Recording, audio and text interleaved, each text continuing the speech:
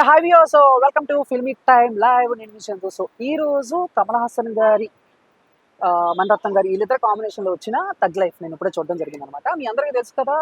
So Kannada Kannada state మీద కమల్ హాసన్ గారు చేసిన కామెంట్స్ ఎంత హాట్గా మారాయో, అండ్ హైకోర్టు కూడా సారీ చెప్పాల్సిందే అని అన్న కమల్ హాసన్ గారు మాత్రం నేను సారీ చెప్పను అని మాత్రం గట్టిగా ఉన్నారు.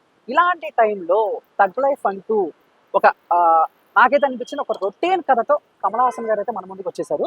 సో ఇక స్టోరీ చూస్తున్నంత సేపు నాకు ఒక పంజా, ఒక బిల్ల, ఒక పంజా, ఒక బాలు అండ్ పొన్నియిన్ సెల్వన్ కంటే ముందు మణిరత్నం గారు తీసిన నవాబ్ మన తెలుగులో నవాబ్గా వచ్చింది. అక్కడ తమిళ్లో చెక్క చిరంద వాన సంథింగ్ ఏదో సినిమా అనుకుంటా, ఆ పార్ట్ 2 లాగా ఉంది అని చెప్పేసి కొందరైతే అన్నారు.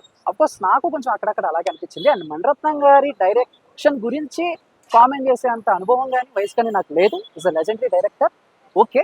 బట్ ఆయన తీసిన ముంబై, రోజా, గీతాంజలి అలాంటి సినిమాలు సో ఒక క్లాసిక్. బట్ ఇప్పుడు తీస్తున్న సినిమాలు మళ్ళీ ఆయన ఆ గ్యాంగ్స్టర్ చుట్టూ రొటీన్ ఒక కథ చుట్టూనే తిప్పుతున్నారేమో నాకైతే అనిపించింది. అక్కడక్కడ కొంచెం కొత్తగా అనిపించింది. ఎందుకంటే ఐ థింక్ త్రిష గారి క్యారెక్టర్ కొంచెం కొత్తగా ఉంది. ఎందుకంటే నాకు తెలిసి మణిరత్నం గారు, సింబు గారు అండ్ మన కమల్ హాసన్ గారు ఉండబట్టే త్రిష గారు ఆ క్యారెక్టర్ ఒప్పుకుని ఉంటారు తప్ప నాకు తెలిసి వేరే కొత్త డైరెక్టర్, వేరే ఏ డైరెక్టర్ అయినా నాకు తెలిసి త్రిష గారు అయితే ఆ క్యారెక్టర్ చేరు. బట్ ఆఫ్టర్ 2-3 ఇయర్స్ తర్వాత సింబు గారి ఎంట్రీ, నిజంగా ఆయన కనిపించిన ప్రతి ఫ్రేమ్ కూడా స్టన్నింగ్గా ఉన్నారు. అంటే ఆ మేక్ ఓవర్ కూడా చాలా ఇన్స్పైరింగ్గా అనిపించింది. అండ్ కమల్ హాసన్ గారు, సింబు గారు ఇద్దరు పోటీ పడి మరీ యాక్ట్ చేశారు. ఇక స్టోరీ గురించి చెప్పక్కర్లేదు, మీకు ఆల్రెడీ నేను పంజా, బాలు అని అంటే మీకు అర్థమైపోద్ది. ఒక గ్యాంగ్స్టర్ బయట ఎవరినో ఒక అబ్బాయిని తెచ్చుకుని పెంచుకుంటాడు, కన్న కొడుకులో చూసుకుంటాడు, అన్ని ఆడే చూసుకుంటాడు. ఏదో ఒక సిచ్యువేషన్స్ లో ఇద్దరి మధ్య ఒక పెద్ద లైఫ్ వస్తుంది. వాళ్ళిద్దరు ఎలా కొట్టుకున్నారు, చివరికి కలిసారా, కలవలేదా అనేది స్టోరీ యాస్టీజ్ ఉంది. బట్ అక్కడక్కడ టేకింగ్, కొన్ని సీన్స్, విజువల్స్ చాలా రిచ్గా ఉంటాయి. సరే, ఓకే. ఆ సీన్స్ డెల్గా ఉన్నప్పుడు ఏఆర్ రెహమాన్ గారి మ్యూజిక్ ఏమైనా వర్కౌట్ అవుతుందా అని అనుకున్నప్పుడు మాత్రం అది కూడా కొంచెం డెల్గా ఉంది. బట్ అక్కడక్కడ సీన్స్, ఎమోషన్ సీన్స్ అప్పుడు మాత్రం మ్యూజిక్ కొంచెం బాగుంది. అభిరామి గారి క్యారెక్టర్ చాలా క్లాస్గా ఉంటుంది. అండ్ మిగతా క్యారెక్టర్స్ తనకల వర్ణి గారు యాక్ట్ చేశారు, అండ్ నాజర్ గారు యాక్ట్ చేశారు. వీళ్ళందరి క్యారెక్టర్స్ కూడా చాలా బాగుంటాయి. అండ్ క్లైమాక్స్ ఫైట్ ఒకటి చాలా బాగుంటుంది.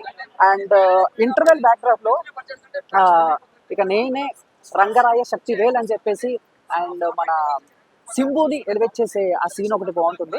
ఇక మిగతా క్యారెక్టర్స్ అన్ని కూడా అలా అలా వెళ్తూ ఉంటాయి. అండ్ సో మణిరత్నం గారికి, కమల్ హాసన్ గారికి అండ్ మన సింబు గారికి మాత్రం ఇది ఒక మంచి కంబ్యాక్ అని మాత్రం నేను చెప్పలేను, ఎందుకంటే నాకు అలా అనిపించలేదు కాబట్టి. బట్ వీళ్ళందరినీ ఇష్టపడే వాళ్ళు, ముఖ్యంగా మణిరత్నం గారి సినిమా చూసి ఏదో ఒకటి నేర్చుకోవచ్చు అనుకునే పర్సన్స్ నేను కూడా ఒకని. ఎందుకంటే ఆ టేకింగ్, ఆ కెమెరా పెట్టే విధానం రిచ్గా చాలా బాగుంటాయి. దీంట్లో కొన్ని ఆ షార్ట్స్ కూడా అబ్బా భలే ఉన్నాయి కదా అనుకుంటాం. బట్ అలా అయితే మణిరత్నం గారిని చూసి ఏమైనా నేర్చుకోవచ్చు అనుకుంటే చూడొచ్చు సినిమా ఒకసారి. అండ్ కమల్ హాసన్ గారి గురించి, త్రిష గారి గురించి అండ్ మిగతా యాక్టర్స్ గురించి, వాళ్ళ యాక్టింగ్ గురించి, వాళ్ళ యాక్టింగ్ పొటెన్షియల్ గురించి మనం మాట్లాడే అర్హత నాకు లేదు కాబట్టి నేను దాని గురించి చెప్పలేను. బట్ తగ్ లైఫ్ అయితే ఖచ్చితంగా ఒకసారి చూడొచ్చు. కానీ బట్ కమల్ హాసన్ గారి ఫ్యాన్స్, మణిరత్నం గారి ఫ్యాన్స్ అయితే ఎక్కడో కొంచెం డిసప్పాయింట్ అవుతారు. ఎందుకంటే నేను అయ్యాను కాబట్టి మీరు కూడా అవుతారేమో నేను అనుకుంటున్నాను. బట్ మీరు చూసి మీకు నచ్చింది ఏంటో కామెంట్ చేయండి. Thank you so much.